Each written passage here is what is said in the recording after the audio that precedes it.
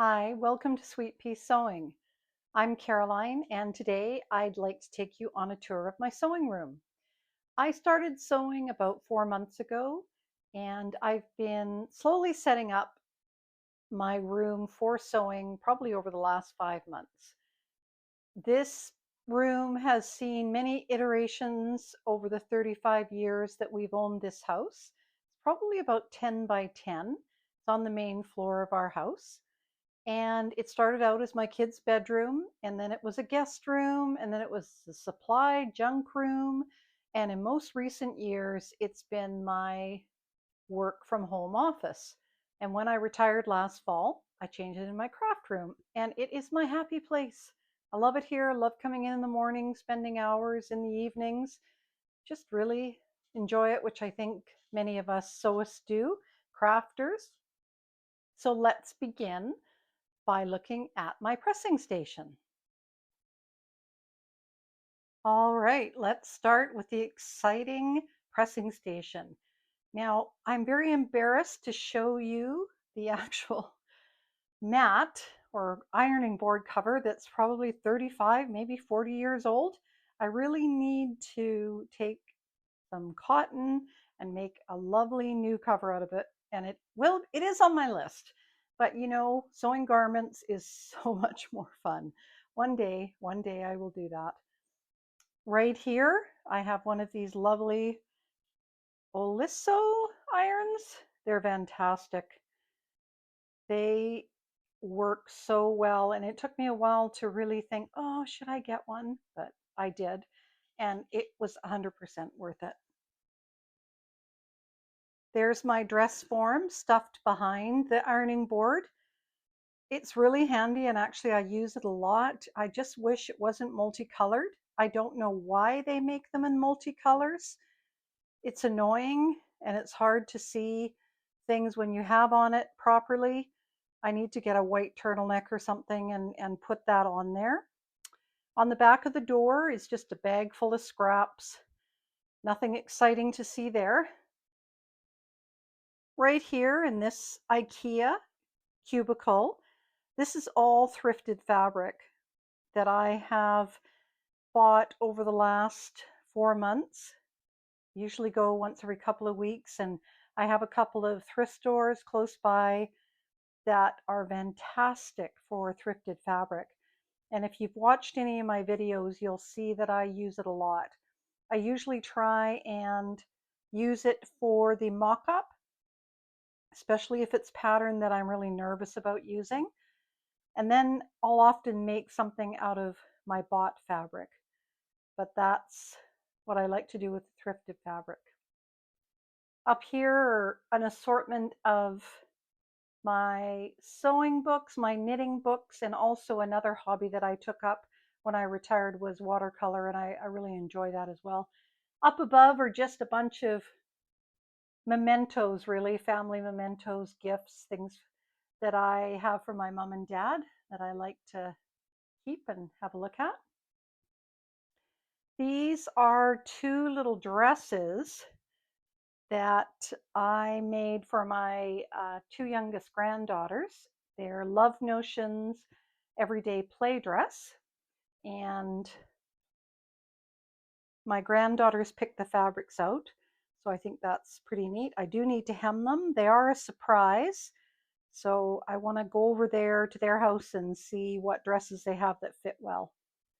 There up there is just one of the little cute things that my youngest granddaughter gave me. Oh, and on that wall is a beautiful hummingbird that my oldest granddaughter gave me. So carrying on to my closet, it's another one of these IKEA shelves, and it's just really full of notions, lots of different notions and things for my sewing. There's lots of facing, iron-on facing, and my gadgets for filming and that kind of thing. And then the other drawers are knitting, watercolor. In the corner here is just my recycling bag. for cutting up the PDFs. I get them done at a local printer and then cut them all out. It's great. This big round tube of paper I got from an estate sale, and I haven't really made any patterns on it yet. I definitely can see the advantage of it, but I haven't done that. That in the back is tracing paper, and this Swedish tracing paper, and that is really useful. I saw somebody use these for weights, and I think they're good, although I have found I like pinning things the most. And I have this pressing spray. This little container just has buttons in it. That's not nailed to the wall. It's just standing there, freestanding for all my threads, and then my various rulers. Definitely have made use of all of those. These 3 shelves are all new fabric, so I keep them separate, and I'll bust them out and use them when my mock-up has turned out very well. There at the end are some shirts that are too long for my husband. They're really nice shirts, summer shirts, so I've got a bit of time before I have to work on them. I have hemmed one, but I need to do those other 3 as well. And just in the corner there is various stored things for my art, and there's a ironing pad in there too. On the top shelf is just all the stuff left over from when I had my office here. I really need to go through and sort it all. And then up above, I've got some monitors up there, and I've got 2 sewing machines. I didn't dig them out for this video to see exactly what brands they are. The one on the right I've had for probably 30 years, and I haven't used it for 20 at least. I really would like to use it, help my granddaughter, my oldest granddaughter. She's 12, to learn how to sew, and I'm going to pull that out and see if it works. Probably needs to be oiled and maintained. The one on the left I got from an estate sale for 150 bucks, which I thought was a good deal, but then I had to have it repaired and maintained, and that cost 150 bucks. So 300 bucks total. So not cheap, not cheap. Definitely better to maintain your existing sewing machines. Those are just various boxes. I'm sure lots of people have those kind of things. Down below, just a little filing cabinet with various and sundry in it. This box here, or this bucket, plastic bucket, whatever you want to call it, is full of fabrics that I hope to make bags out of. I want to learn, and it's on my Make 9 list, how to make makeup bags and purses. Nothing really overly heavy duty or thick leather. I don't have an industrial sewing machine, although I would like to get one. So anytime I come across material in a thrift store, I will just nab it and use it, because I feel either the piece is too small to really make something out of, or it's too thick. Like this denim here isn't a very big piece, but I thought, wow, that would look gorgeous as a bag. It's got a beautiful lining on it. This rose pattern one's very pretty. So yeah, there's various things in there. Back here, I have a bunch of knitting stash stuck away in the corner. I usually knit in the mornings and evenings a bit. I've knitted for a long time, off and on over the years.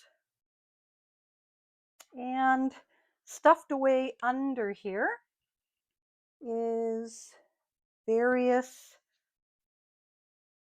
projects or fabric waiting for projects. Just pulled them aside, either the Make 9 or whatever I'm wanting to make. In this bucket is mainly sleeve hemming material, and in the back there is just some cotton muslin broadcloth. And those 2 items I actually got at garage sale too. Just nice to have and very inexpensive to buy. This is my cutting area, which is quite nice. I usually position myself on the other side, looking towards the TV, and watch lots of sewing channels. I just love them. This table, which comes down on either side, was from Wayfair Canada. Not sure if that's available anywhere else. in any other country, but it wasn't very expensive. It was around $400, $450 with shipping, and it just works so well. Saves my back, that's for sure. I have another iron over there, an older one, that I just use for quick pressing on the fly, and use this bucket of items. This is just lights to go around my neck, all my cutting knives, my various clips. And these are just some projects that I have planned and upcoming, and those are some pajamas for my grandson. And then this is the central sewing area. I have a Brother Innovis NQ700, and I bought that from a local sewing store, and that was about $1,300. Just bought it last year. And then I have a Juki MO654DEN serger, and my husband just vacuumed it out and cleaned it for me, and wow, does it ever work better. Just in 4 months of sewing, it was making really screaming bad noises, and he vacuumed it out. I did have to rethread it because he pulled the threads all out, but that's okay, a small price to pay. I thought I was going to have to take it in and to be maintained, and I don't. It's back to running as well as when I got it. That in the back left there is just a heater, gets cold in the morning. And these little balls, I'm not sure what the original intention was for them. Got them at a craft fair, but I use them for, or sorry, not a craft fair, a thrift store. I use them for my pins, and they just work so well. They're very, very handy. I've got a pin board over there with my Make 9, Make 5 calendar that my daughter gave me of the family, and pictures of my grandkids above that. And then I've got this shelf. I love crows, birds, all kinds. And this is just an inspiration for my Make 9, the patterns in the middle there. I've just pulled them all out so I can sort of see, grab them easily. Wanted to mention this little stool here. It's just a medical stool, and I just didn't have a lot of room in here, and you'll see why. And I got that little stool to go back and forth between my two sewing machines, and it works so well, because sewing, I find your actual sewing is not so much where you spend most of your time, at least not for me at this point. A lot of my time is spent carefully cutting out the pattern and carefully cutting out the fabric at my cutting station. And so I didn't get too concerned over the fact of back support or arm support or anything. That little stool works very, very well. As I mentioned, I do watercolor. This is my little watercolor section. I am not good at it at all, but I love it. It's just a great little hobby too. Watercolor is very difficult to master. I'd say probably harder than sewing. Not that I've mastered sewing, but I do find the watercolor more challenging. Up here again is my Make 9 and my Make 5. I seem to have that all over the place just to remind me. And let me show you outside. We got a big dump of snow. This is our backyard. And so we're kind of locked in today, which I quite like. It's lovely. Got the hummingbird feeders up there. My husband has melted them to make sure that the hummingbirds can come around and get it, and they have been very active. My daughter gave me this cute little painting. Yeah, sort of an applique that was bought at a craft fair.